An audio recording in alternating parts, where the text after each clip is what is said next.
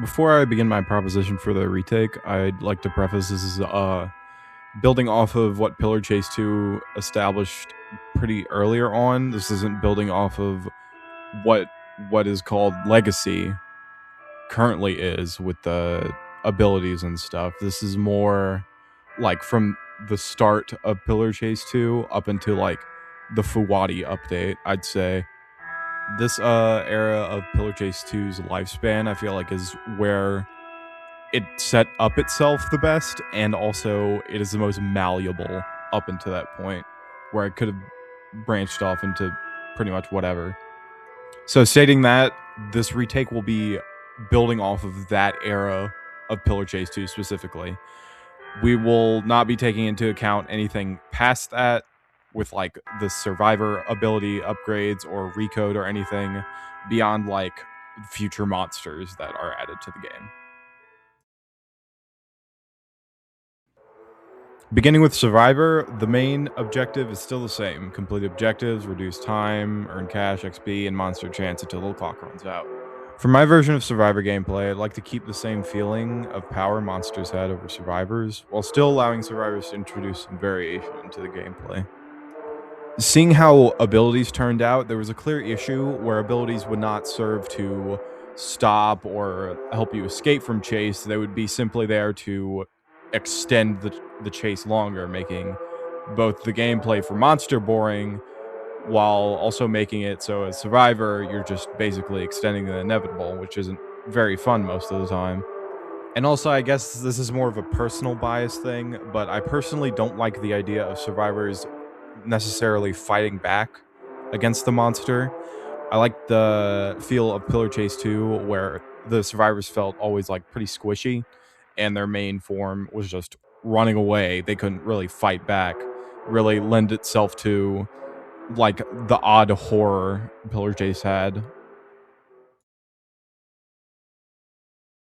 Tasks will mostly remain the same for Survivor, with there being short, client-sided objectives scattered across the map. All of these, of course, will have short little puzzles for you to do, with the puzzle varying on the theme of the map, kind of how it was implemented in later in the game's lifespan. These objective sets will keep you constantly moving around the map, allowing you to have a bunch of different like chase interactions with the monster. Maybe sometimes you have to be smart about how you're pathing around, and it won't keep you stationary for too long.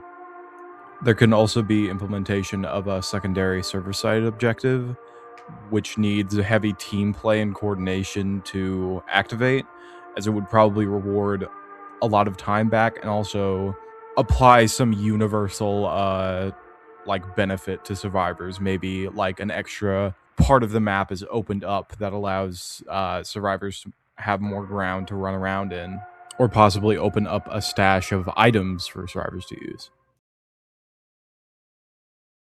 Now, what I've come up with instead of abilities for survivors, I've come up with a perk system. I know that might not seem as fun or interesting surface level, but you're just gonna have to hear me out on this one. What I'm proposing is a system akin to Project Zomboid's trait system, where there's a list of attributes that you could equip to your character with a certain amount of points you could spend. Equipping positive perks takes your points away, while equipping negative perks will give points back. I think this will be an interesting way to shake up survivor gameplay without adding direct combat abilities to them, allowing you to experiment with pretty much unlimited kit variations with all the different perks, positive and negative. What could also be cool is introducing a new currency to buy these perks with, rather than just the normal cash. This currency could be obtained through increasing your survival level, giving more incentive to leveling up Survivor rather than just watching your level number go up. This new currency can be spent at Riga's new perk shop, also being the place where you build your loadout. I think it's also important to preface that these perks will mainly only have passive effects and will not be formatted as activatable abilities. I've included a couple hypothetical perk ideas that I've come up with, so you can pause and read them if you would like.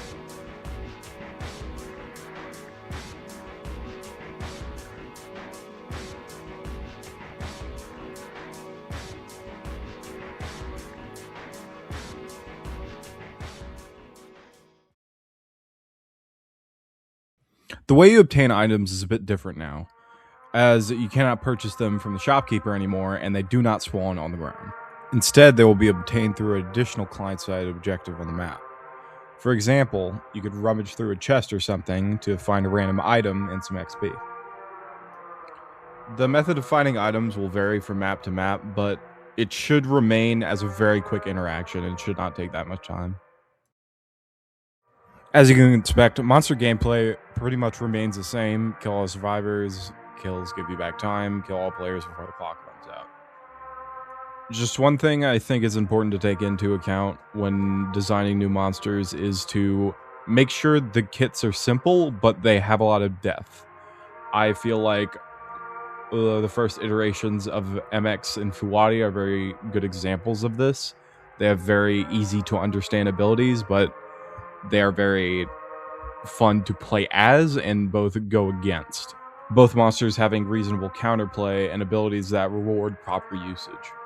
Not that there can be more complex movesets, but I've always found that pillar chase monsters are at their best when the movesets are more simple.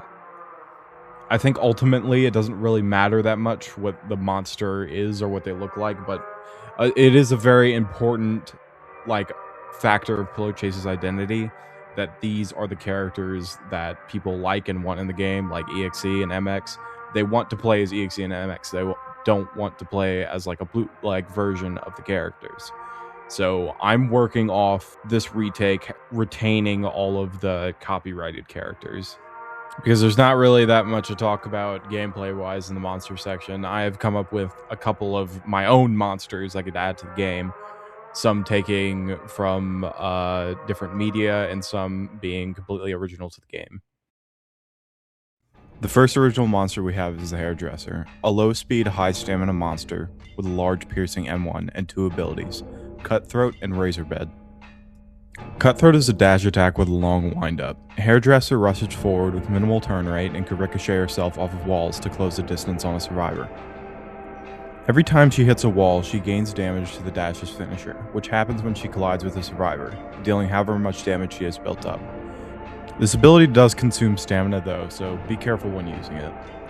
Razorbed is a trap-like ability. Hairdresser can throw down a large bed of razor wire pretty far in front of her. When running or walking through Razorbed, survivors will take tick damage and be highlighted to Hairdresser for a bit. When Hairdresser stands in a razor wire, she gets increased stamina regen for a short amount of time. Hairdresser is limited to 4 traps on the map, and traps will passively decay over time. Her is an average speed and stamina monster with a quick light M1, and 2 abilities, Crawl and Spectral Projection. Crawl has her drop to the ground and crawl instead of float. Both her's speed and stamina drain is increased while crawling. No chase theme is played while her is crawling, instead an idle sound is played which can alert survivors to her position. Pressing M1 has her play an audio cue, then leap forward, grabbing any survivor in her way, dealing heavy damage to them. Her returns to floating after this attack is finished. Spectral Projection has her place a clone of herself down that remains stationary. Any survivor entering its radius must keep their eyes on the clone, as if it's left unwatched for too long, it will jump scare the survivor, highlighting them and doing a small amount of damage. Null is a unique monster, as his passive, I'm faster than you, gives him momentum-based slip controls with no stamina. He can propel himself forward with his M1, it having a large lunge with a small wind-up to it, and a large amount of end lag. His first ability, Haha, allows him to place down a barrier of bugged map geometry. Survivors who pass through this barrier get the bugged status effect, and if they pass through it again while bugged, they will be damaged.